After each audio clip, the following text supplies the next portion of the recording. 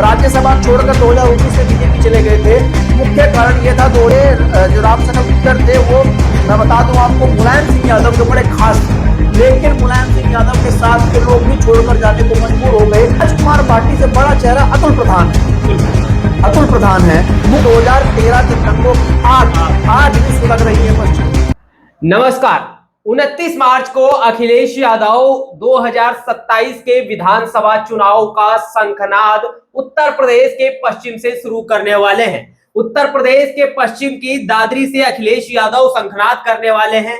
उत्तर प्रदेश की ये डगर, पश्चिम की ये डगर अखिलेश यादव के लिए कितनी मुश्किल और कितनी आसान होगी, इस पूरे मुद्दे पर चर्चा करने के लिए हमारे साथ मौजूद है गौरव पाल। गौरव जी, आपका बहुत बहुत स्वागत है। और सबसे बड़ा पहला सवाल ये है कि आखिर अखिलेश यादव ने पश्चिमी उत्तर प्रदेश को ही क्यों चुना, जबकि वो अपना गढ़ इटावा, मैनपुरी वाला एरिया भी चूज कर सकते थे। देखिए अनुज जी, 29 मार्च को अखिलेश यादव दादरी से अपना चुनावी उद्घोष कर रहे हैं। 27 के चुनाव का शंखनाद कर रहे हैं। लगभग 120 से 132 विधानसभा के लोगों को बुलाया गया है। पश्चिम में टोटल 126 विधानसभा हैं और अखिलेश यादव पश्चिम में कमजोर हैं। 25 विधानसभा सीट मात्र उनके पास पश्चिम में है। वो चाहते तो एटा, इटावा, मैनपुरी से शुरुआत कर सकते थे अपने गढ़ से, क्योंकि शुरुआत जो होती बड़ी बम्पर दिखानी पड़ती है, एक मीडिया प्रोजेक्शन बड़ा होता है। वो चाहते तो आजमगढ़ से शुरुआत कर सकते थे, जो उनका गढ़ है, जहां पे उन्होंने बोला कि मेरा आजमगढ़ दूसरा घर है। लेकिन अखिलेश यादव अपने सबसे कमजोर क्षेत्र, जहां पर यादव वोटर भी नहीं है, वहां से शुरुआत कर रहे हैं।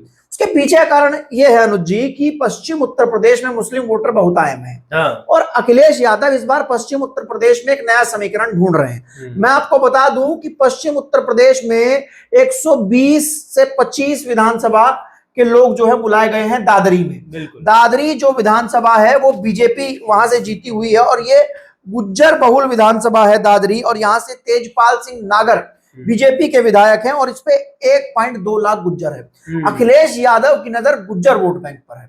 हालांकि गुज्जर बीजेपी का कट्टर और कोर वोट बैंक है, लेकिन अनुज जी बड़ी बात यह है कि अखिलेश यादव इस बार एक अलग मिश्रण करने की सोच रहे हैं। जयंत चौधरी उनके साथ नहीं है। पिछली बार जाट और मुस्लिम वोट एक साथ आ गया था तो उनको 25 सीटें वो जीत पाए।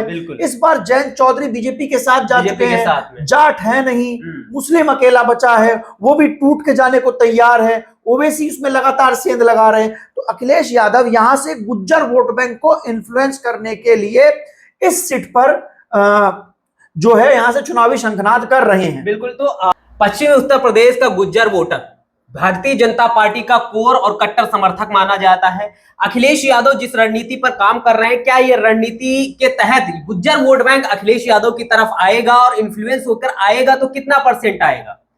देखिए अनुज जी, 2013 से पहले सियासत कुछ और थी। पश्चिम जब से 2013 के दंगों में झुलसा है, उसके बाद से पश्चिम में सांप्रदायिकता और ध्रुवीकरण की सियासत बहुत तेज है। मैं आपको बता दूं कि पश्चिम उत्तर प्रदेश में गुज्जर वोटर लगभग 120 सीटों पर गुज्जर वोट है। कहीं पर कुछ 20,000, 10,000, ये वो सब जगह दादरी में है 1.2 लाख। 40 से 42 सीटों पर गुज्जर वोटर इन्फ्लुएंस करता है। लेकिन अखिलेश यादव को क्या गुज्जर वोटर वोट करेगा, ये अपने आप में एक बड़ा सवाल है। अब इसके पीछे दो राय निकल कर आ रही हैं। मैं आपको बताऊं कि नंद किशोर गुज्जर जो कि लोनी से विधायक हैं, बड़ा गुज्जर चेहरा है, वो अखिलेश यादव मतलब वो एक तरीके से बीजेपी से नाराज बार बार दिखाए जाते हैं। जो मीर भोज की प्रतिमा को लेकर, जो मीर भोज का इतिहास है, उसके डायरेक्ट क्लैशेस गुजरों के और राजपूतों के दिखाए जाते हैं। योगी आदित्यनाथ राजपूतों की वजह से मीर भोज की प्रतिमा का अनावरण नहीं करते हैं। तो कहीं ना कहीं गुज्जर वोटर को लग रहा है इसकी पॉलिटिकल रिप्रेजेंटेशन छीना गया है। वो क्या नाम है, बीजेपी उसके साथ गलत कर रही है, उसके नेताओं को पूछ नहीं रही है। लेकिन अनुज जी, सबसे बड़ी चीज है सांप्रदायिकता। क्या बड़ा सवाल मैं ये मानता हूं कि क्या गुज्जर वोटर मुस्लिम वोट बैंक के साथ जाकर पीडीए में वोट करेगा, सपा में वोट करेगा, ये पे बड़ा सवाल है। मैं आपको बताता हूं कुछ नेता जो समाजवादी पार्टी के गुज्जर नेता थे, जिनको सपा ने बनाया 2013 से पहले और उसके बाद, लेकिन वो लोग छोड़कर भाग गए मजबूरी में, क्योंकि गुज्जर जो उनका कोर वोट बैंक था वो समाजवादी पार्टी के मुस्लिम वोट बैंक के साथ नहीं आ रहा था। सुरेंद्र सिंह नागर राज्यसभा छोड़कर 2019 में बीजेपी चले गए थे। मुख्य कारण यह था 2019 के चुनाव में समाजवादी पार्टी का जो मुस्लिम वोट बैंक था उसके साथ गुज्जर वोट बैंक अलाई नहीं कर रहा था, आ ही नहीं रहा था, चढ़ ही नहीं रहा था, इस वजह से ये छोड़कर गए। राम सकल गुज्जर 2019 में गए, मंत्री रहे और एमएलए रहे। ये जो राम सकल गुज्जर थे वो मैं बता दूं आपको मुलायम सिंह यादव के बड़े खास थे, लेकिन मुलायम सिंह यादव के साथ के लोग भी छोड़कर जाने को मजबूर हो गए क्योंकि ग्राउंड पर गुज्जर और मुस्लिम वोट बैंक साथ नहीं आ रहा था। वीरेंद्र सिंह पूर्व एमएलसी थे, वो छोड़कर गए। नंद किशोर गुज्जर जो आज बीजेपी में बैठे हुए हैं वो छोड़कर गए। तमाम ऐसे बड़े नेता हैं, गुज्जर नेता, जो 2013 के बाद समाजवादी पार्टी को इसलिए छोड़कर चले गए क्योंकि समाजवादी पार्टी का जो मुस्लिम वोट बैंक और गुज्जर वोट बैंक वो साथ में नहीं आ रहे थे। और जो अपनी कम्युनिटी का, जाति का नेता होता है वो सबसे पहले ग्राउंड पर ये सब चीजें देखता है, वो इसको कभी भी नजरअंदाज नहीं कर सकता। 2000 अगर इसके चुनाव के 24 के पहले की बात करते हैं तो उस वक्त जैसा जयंत चौधरी अखिलेश यादव के साथ थे तो उन्होंने अच्छा खासा परफॉर्मेंस वहां किया, 25 सीटें लगभग निकाल ली। लेकिन अभी वो अखिलेश यादव, मैं आपको एक बात बताऊं कि जयंत चौधरी के जाने का भी कारण सेम कारण है। हाँ, जयंत चौधरी, तो अभी मेरा ये कहना है कि अखिलेश यादव के पास में राजकुमार भाटी के तौर पर एक चेहरा है। राजकुमार भाटी तो टीवी का चेहरा है, मीडिया का चेहरा है, जो टीवी पे बोलते हुए दिखते हैं। और राजकुमार भाटी जिस तरीके से बात टीवी पर करते हैं उस तरीके से वोट उनको नहीं मिल पाएगा। वो दादरी से चुनाव लड़े थे, चुनाव हार गए। इसके पीछे कारण यह है कि राजकुमार भाटी, मैं नहीं मानता हूं कि इलेक्टोरल पॉलिटिक्स के आदमी, जिस तरीके से वो टीवी पर चीजों को बोलते हैं, तथ्यों को रखते हैं, वो समाज के सेंटिमेंट को हर्ट करता है और उनके अपने लोग इनको वोट नहीं देते। तो अखिलेश यादव राजकुमार भाटी को चेहरा बनाकर बड़ी गलती कर रहे हैं। राजकुमार भाटी से बड़ा चेहरा अतुल प्रधान है।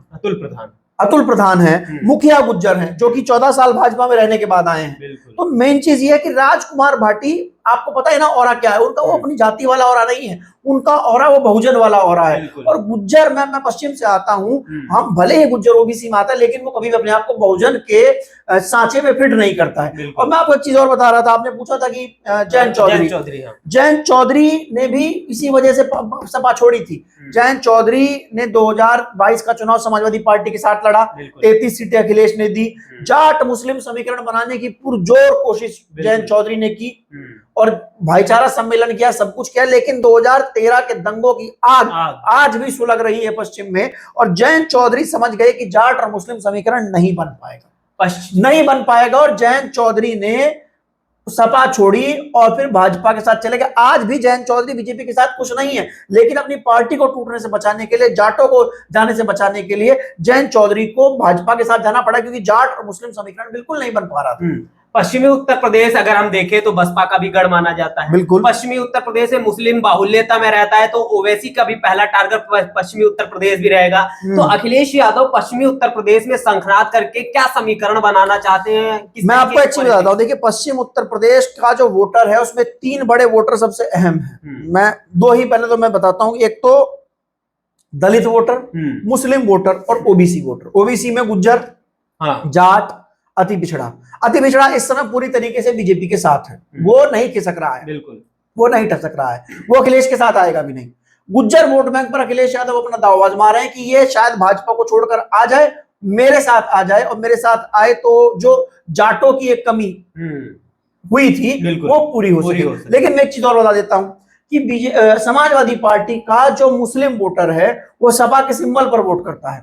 लेकिन जाट वोटर, गुजर वोटर ऐसा वोटर है जो अगर वोट करेगा भी गुजर सपा को तो वो अपन जाति के कैंडिडेट को वोट करेगा, जहां पर मुस्लिम कैंडिडेट होगा वहां पर गुजर वोट नहीं करेगा।